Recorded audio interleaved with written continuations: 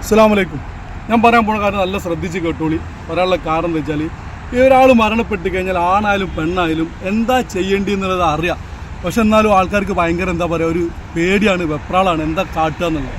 ഞാനത് പറയാനുള്ള കാരണം, ഞാൻ ഒരു മരണ വീട്ടിൽ പോയപ്പോൾ അവിടെ ചെന്ന് നോക്കിയപ്പോൾ അവിടെ മയ്യത്ത് ഡ്രസ്സ് ചേഞ്ച് ചെയ്യാൻ വേണ്ടിയിട്ട് സ്ത്രീകൾ വാതിലൊക്കെ അടച്ചിട്ട് ഡ്രസ്സ് ചേഞ്ച് ചെയ്യണം. അപ്പോൾ ഞാനവിടെ ചെന്നത്.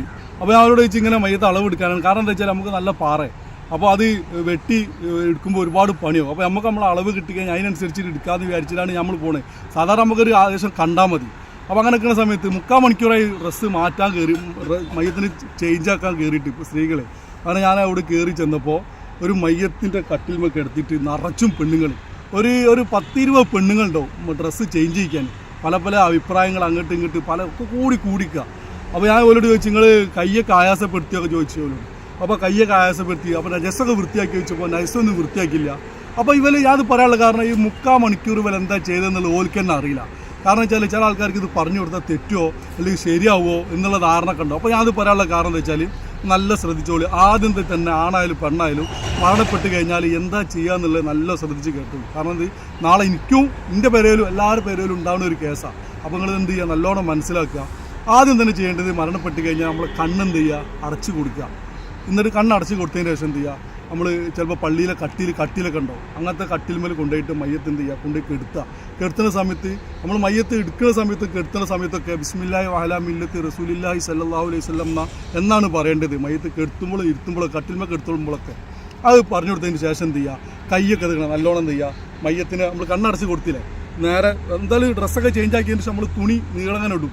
അതിന് ശേഷം എന്ത് ചെയ്യുക, കൈയൊക്കെ നല്ലോണം അതുപോലെ നല്ലോണം 1-2 പ്രാവശ്യം ആയാസപ്പെടുത്തി കൊടുക്കുക.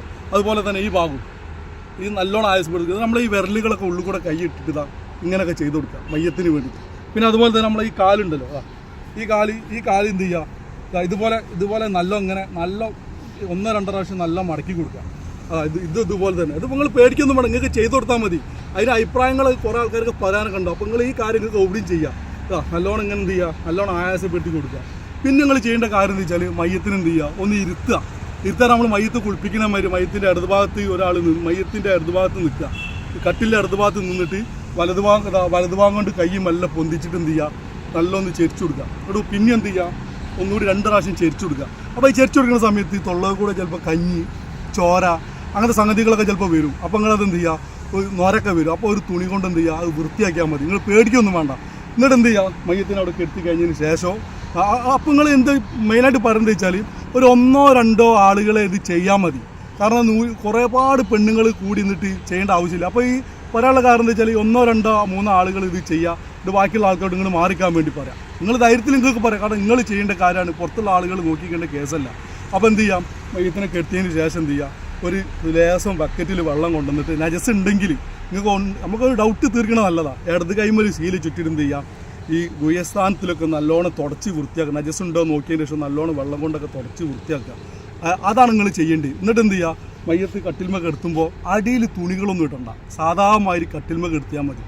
അങ്ങനെയാണ് ചെയ്യേണ്ടത്. എന്നിട്ട് എന്ത് ചെയ്യുക, മയ്യത്ത് കെടുത്തുന്ന രീതി എന്ന് പറഞ്ഞാൽ, അതിന് മുന്നേ ഒരു വീഡിയോസ് പറഞ്ഞതാണ്. മയ്യത്തിന് കെടുത്തുന്ന രീതി എന്ന് പറഞ്ഞാൽ, ഇപ്പോൾ അതാ ഇത് കിബിലൻ്റെ ഭാഗം, നമ്മൾ കബറിൽ കെടുത്തുന്ന മാതിരി അല്ല മയ്യത്തിന് കെടുത്തേണ്ടത്. ശരിക്കും അങ്ങനെയാണ് കെടുത്തേണ്ടത്. മയ്യത്ത് കബറിൽ നമ്മളിങ്ങനെ കെടുത്തേണ്ടത്. വീട്ടിൽ നമ്മളിതെങ്ങനെ ശരിച്ചിട്ട് ഈ ലെവലിലേക്കാണ് മയ്യത്ത് വീട്ടിൽ കെടുത്തേണ്ടത്. ഇങ്ങനെ നമ്മൾ മയ്യത്ത് കബറിൽ കെടുത്തുന്ന മാതിരി. പക്ഷെ നമുക്ക് എന്തില്ല, അങ്ങനെ കെടുത്തുമ്പോൾ നമുക്ക് ബുദ്ധിമുട്ടാണ്.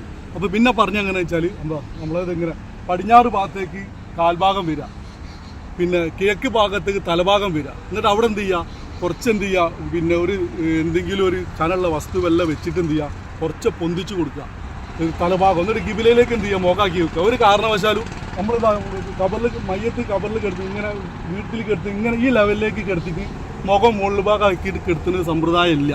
പിന്നുള്ളത് ഈ നേരത്തെ പറയും കബറിൽ ചെരിച്ച് കെടുത്തുന്ന മാതിരിയല്ലേ. പിന്നെ ഏറ്റവും നല്ലത് പിന്നുള്ളത് സാധാ അങ്ങനെ തലഭാഗം കിഴക്ക് ഭാഗത്തേക്ക് തലഭാഗം വരിക, പടിഞ്ഞാറ് ഭാഗത്തേക്ക് കാൽഭാഗം കുറച്ച് ഉയർത്തി കൊടുക്കുക. അങ്ങനെയാണ് കെടുത്തേണ്ടത്. അതോടുകൂടി കഴിഞ്ഞ് പിന്നെ ഒരിച്ച കാര്യം കൂടി പറഞ്ഞുതരാം. പിന്നെ ഒരാൾ എന്ത് ചെയ്യണ്ട, മയ്യത്തിന് ഇങ്ങനെ തുറന്നു കൊടുക്കാനും തുറന്നു കൊടുക്കാനും നിൽക്കേണ്ട ആവശ്യമില്ല. ആളുകൾ വന്നിട്ട് കണ്ടു പോയിക്കോളും. അല്ലാതെ ഒരാൾ ഇരുന്ന് ഇപ്പോൾ അധിക സ്ഥലത്തും അങ്ങനെ ഒരാൾ കസാലിട്ടിരിക്കുക, എന്നിട്ട് വരുന്ന ആൾക്കാർക്ക് തുറന്നു കൊടുക്കുക. മയ്യത്തിനെ കാണലും സുന്നത്തുമില്ല, നിർബന്ധമില്ല. ആളുകൾ വരിക, ഓല് കണ്ടു പോയിക്കോളും. നിങ്ങൾ ക്ഷണിക്കുകയെ അല്ലെങ്കിൽ മയ്യത്ത് എടുക്കാൻ നേരത്തെ കണ്ടോ, ചില ആൾക്കാരെ കണ്ടോ മയ്യത്ത് എടുക്കാൻ നേരത്ത് പിന്നെ മയ്യത്ത് എടുക്കാൻ പോവുകയാണെങ്കിൽ കാണാനുള്ള ആൾക്കാരൊക്കെ കണ്ടോളി എന്ന് പറയും. അപ്പോൾ ഈ അങ്ങനെ പറയുമ്പോൾ ഈ കാണാൻ താല്പര്യമില്ലാത്ത ആളുകൾ പോയി കാണും. അപ്പോൾ ഒരു തിരക്കാണ്. ഏതെങ്കിലും വിവരമില്ലാത്ത ആളുകളെ അങ്ങനെ പറയുള്ളൂ. അങ്ങനത്തെ ഒരു സമ്പ്രദായം ഇസ്ലാമിലില്ല. മയ്യത്ത് കാണൽ സുന്നത്തുല്യ നിർബന്ധമില്ല. ആളുകൾ വന്ന് കണ്ടുപോയിക്കോളൂ. നിങ്ങളായിട്ട് എന്ത് ചെയ്യുക, തുറന്നു കൊടുക്കുക, ഇങ്ങനെ കാണിച്ചു കൊടുക്കേണ്ട ആവശ്യമൊന്നുമില്ല. അപ്പോൾ നിങ്ങളിത് എന്ത് ചെയ്യുക, ഒരു മെസ്സേജായിട്ട് കൂട്ടുക. എത്രയും പെട്ടെന്ന് എല്ലാ ഗ്രൂപ്പിലേക്കും കുടുംബ ഗ്രൂപ്പിലേക്കും ഷെയർ ചെയ്ത് കൊടുക്കിട്ടോ. കാരണം നമുക്ക് എടുക്കാൻ കഴിയുന്ന സുന്നത്തുകൾ നമുക്ക് ഇപ്പോഴും എടുത്തു കൊടുക്കാൻ കഴിയും, പിന്നെ എടുത്തു കൊടുക്കാൻ കഴിയില്ല. പിന്നെ ആ മയ്യത്തിൻ്റെ പേരിൽ നമ്മൾ പിന്നെ ഒരിക്കലും ചെയ്ത് കൊടുക്കാൻ കഴിയില്ല. അതുകൊണ്ടാണ് എടുക്കുന്ന സുന്നത്തുകളായാലും ഫർളായാലും, ഫർള് നിർബന്ധമാണ്, സുന്നത്തുകൾ ഒഴിവാക്കണ്ട എന്ന് പറയുന്നത്. അപ്പോൾ നിങ്ങൾ എന്ത് ചെയ്യുക, ചെറിയ ചെറിയ തെറ്റുകുറ്റങ്ങളൊക്കെ ഉണ്ടാവും. ഞാൻ വലിയ പണ്ഡിതനൊന്നുമല്ല, സാധാരണ അത് കബറ് വയ്ക്കാൻ മറയുമ്പോൾ കുളിപ്പിക്കാൻ അങ്ങനെയൊക്കെയുള്ള ഏർപ്പാടും അത് ഇതും പിന്നെ മറ്റുള്ള പണിക്കൊക്കെ പോകുന്ന ആൾക്കാരാണ്. അപ്പോൾ എന്തെങ്കിലും തെറ്റുകുറ്റങ്ങളൊക്കെ ഉണ്ടെങ്കിൽ പൊരുത്തപ്പെട്ടത് നിങ്ങളെന്ത് ചെയ്യുക, എല്ലാ ഗ്രൂപ്പിലേക്ക് ഷെയർ ചെയ്ത് കൊടുക്കുക. ഇപ്പോൾ ഇതൊരു ഉമ്മാൻ്റെ കബറാണ്. നാളെ ജന്നാത്തുൽ ഫിർദൗസിൽ ഓലെ കൂടെ നമ്മളെല്ലാവരും ഉൾപ്പെടുത്തും. ഇവിടെ ഒരുപാട് ആളുകൾ മരണപ്പെട്ടിട്ടുണ്ട്. ഈ വീഡിയോ കാണുന്ന ആൾക്കാർ ഉമ്മയും ഉപ്പയൊക്കെ മരണപ്പെട്ടിട്ടുണ്ട്, എൻ്റെ ഉപ്പ മരണപ്പെട്ടിട്ടുണ്ട്. ഓലെ കൂടെ ഒക്കെ ജന്നാത്തുൽ ഫിർദൗസിൽ ഒരുമിച്ച് കൂട്ടട്ടെ. അപ്പോൾ നിങ്ങളെന്ത് ചെയ്യുക, എല്ലാവർക്കും ഷെയർ ചെയ്ത് കൊടുക്കിട്ടോ. അസ്സലാമു അലൈക്കും.